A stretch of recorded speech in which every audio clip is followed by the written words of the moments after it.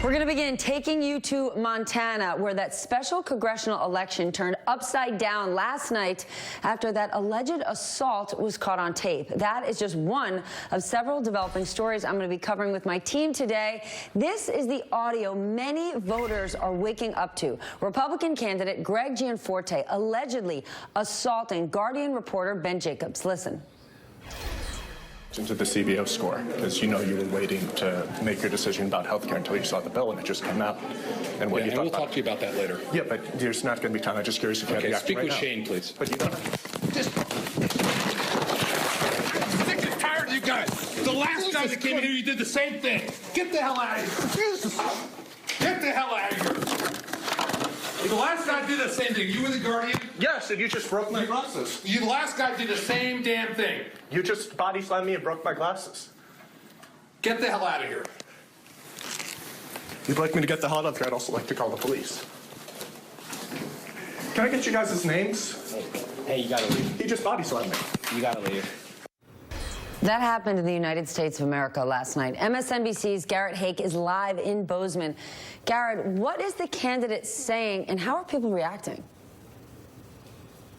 Hey, Stephanie, good morning from a cold and snowy Bozeman. It didn't just happen in America. It happened in this campaign office right behind me last night. This is the last place, the last time Greg Gianforte has been seen in public after this event. He was taken in and questioned by police about this. He has not spoken publicly about it, but his campaign issued a statement shortly after this happened in which they basically placed the entire blame for this incident on the reporter, Ben Jacobs. I'd like to read you a portion of what the Gianforte campaign says today. Says last night. They wrote, and I quote, "Tonight, as Greg was giving a separate interview in a private office, the Guardian's Ben Jacobs entered the office without permission, aggressively shoved a recorder in Greg's face, and began asking badgering questions. Jacobs grabbed Greg's wrist and spun away from Greg, pushing them both to the ground. It's unfortunate that this aggressive behavior from a liberal journalist created this scene at our campaign volunteer barbecue." Now, obviously, Stephanie, that's not what we hear on that recording. Jacobs has disputed that, as have other witnesses in the room. Meanwhile, this story has exploded nationally and here in Montana. Overnight, 3 of the state's biggest newspapers, which had all endorsed the Republican Gianforte, who was leading in the polls here. They had all endorsed him previously. Last night, 3 newspapers rescinding those endorsements. So Montanans will wake up to that news. If you're here in Bozeman, you might have woken up to this headline. The entire front page of the local newspaper here dedicated to the assault allegations. And really, Stephanie, it's just mind-boggling to think it's not like Montana voters would have been waking up to read the Guardian's story about the CBO report this morning, but now this confrontation is national news and really probably the last thing a lot of Montana voters are hearing before they go to the polls. But I will say one caveat: a huge percentage of people in Montana vote early. And so many of them have already cast their ballots before even hearing about this. This is extraordinary. I want to bring my panel in to react. Matt Welsh, editor-at-large for Reason, the Libertarian magazine, and Jason Johnson, politics editor at TheRoot.com and an MSNBC political contributor.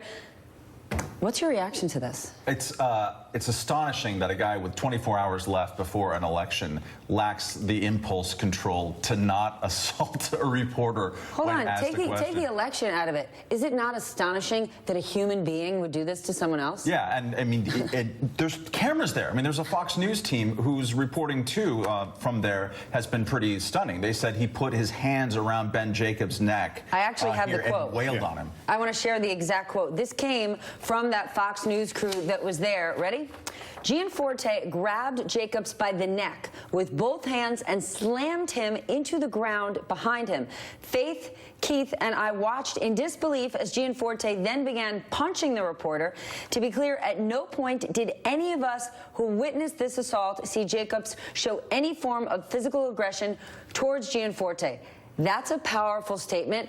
And it's from a Fox News reporter. You would think that this would lead to, say, an immediate arrest. But it hasn't. It took a while. It took a couple hours. We found out that the local sheriff has actually donated to Gianforte's campaign, and that may be one of the reasons why, he hasn't just been brought in already. But I think the larger issue is this, and Stephanie, you mentioned it. What kind of world and society do we live in where a candidate thinks it's okay to just choke somebody? He didn't push him out of the way. He didn't say, "I don't want the microphone." He didn't slam a door in his face. He threw the guy down. him. It was going to give him the people's elbow. You can't have this job if you don't have that degree of self-control. I want to know, what does this mean for the White House? Mike Pence went to Montana, backed this guy, rode horses with him, Donald Trump Jr. did, and the president himself put out a robocall. I want you to listen. Vote for my friend, Republican Greg Gianforte for Congress. He's a wonderful guy. He knows how to win. He's going to win for you. And I'll tell you what, the people of Montana are going to be happy.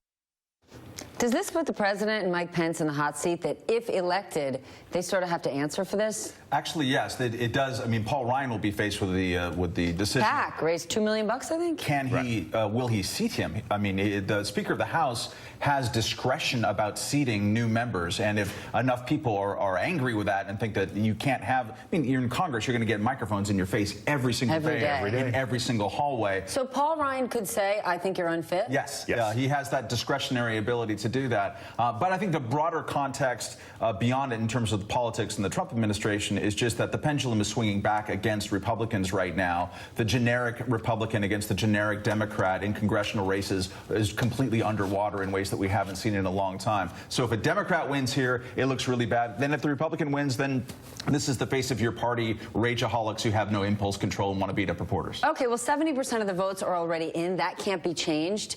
Does he win?